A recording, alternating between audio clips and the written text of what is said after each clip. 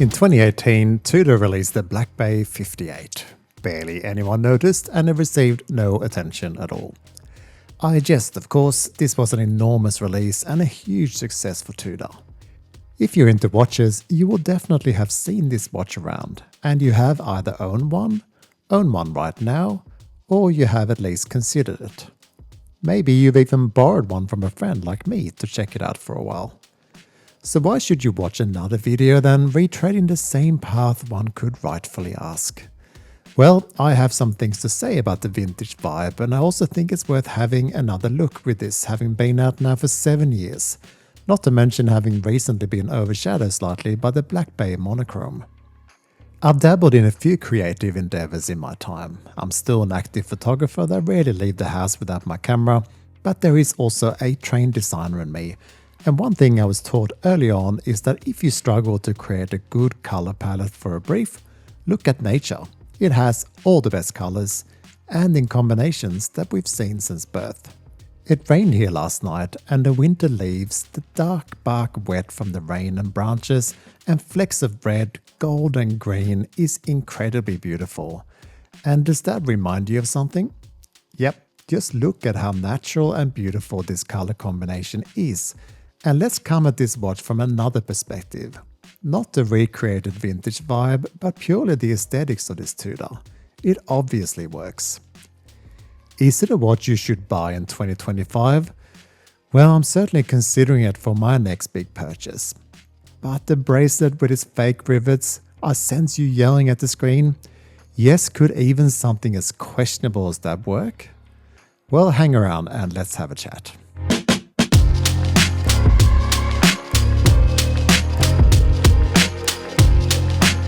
Being on loan, and conditions-wise bear in mind that Chris bought this in its heyday, I don't have the packaging to show off, but you'll likely already know how great the Tudor packaging normally is, so let's get into sizes.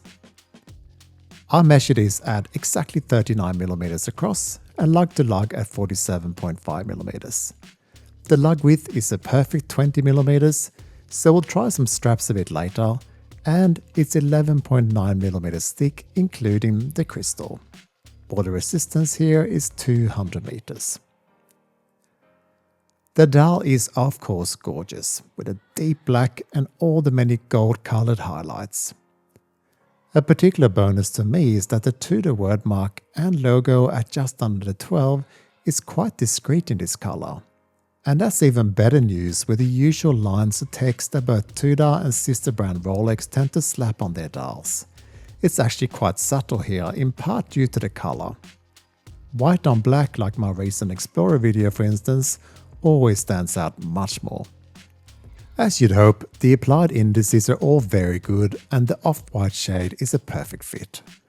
The big triangle at 12 is an incredibly classic look and there is no way around this. The watch screams Connery's James Bond era dive watch, and that's no accident. The Rolex Submariner reference 6538 that he wears in Goldfinger is clearly the inspiration here. The offset square that forms the hour hand, the nicknamed Snowflake, is replicated on the seconds hand and it has become a real calling card for Tudor, however you feel about it. I'm in the yes I like it camp, but I can understand the point of view where the square indices on the Pelagos is a better fit to the snowflake hands than the BlackBay.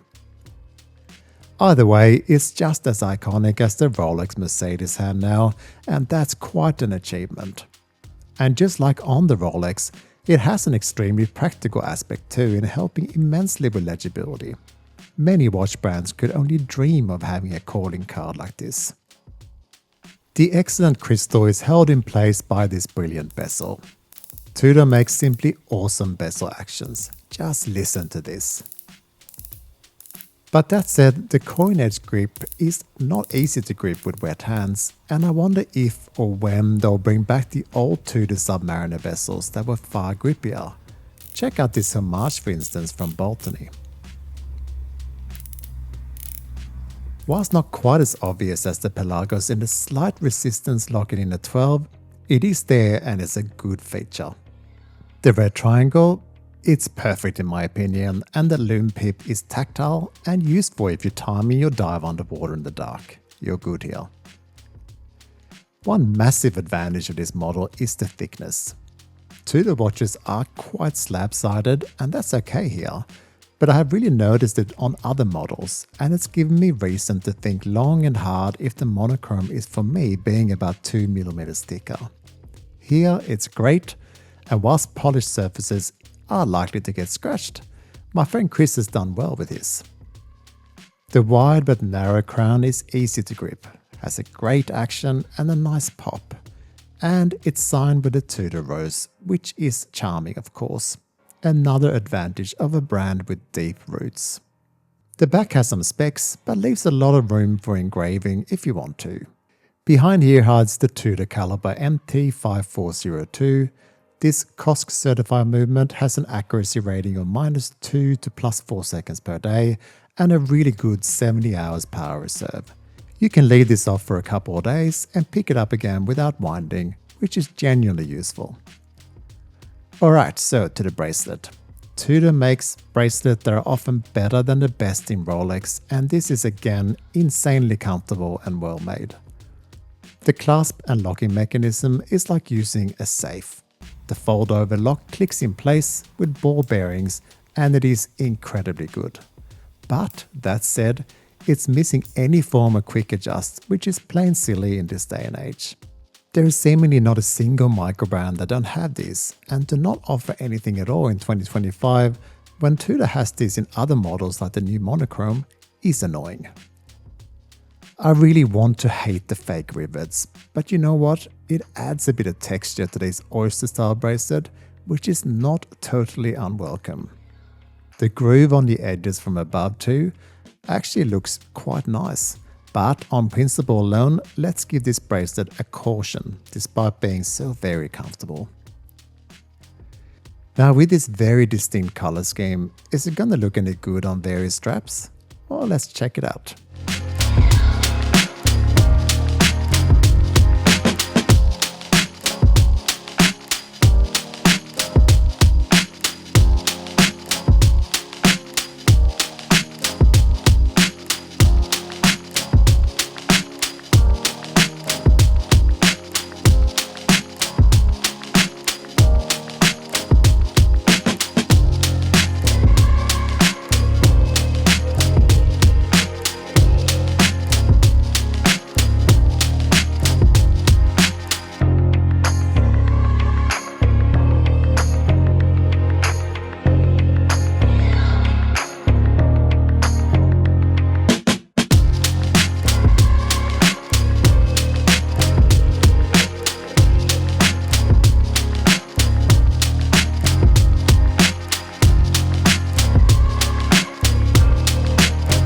Lume and Tudor is always hand in glove, no exception today.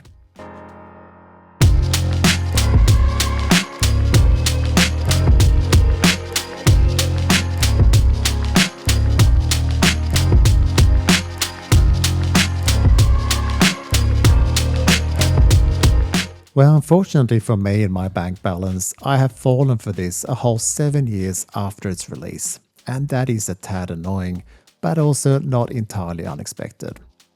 I was in monochrome camp, but do I need another stark black and white watch in a stable that now includes the Explorer and a Speedy?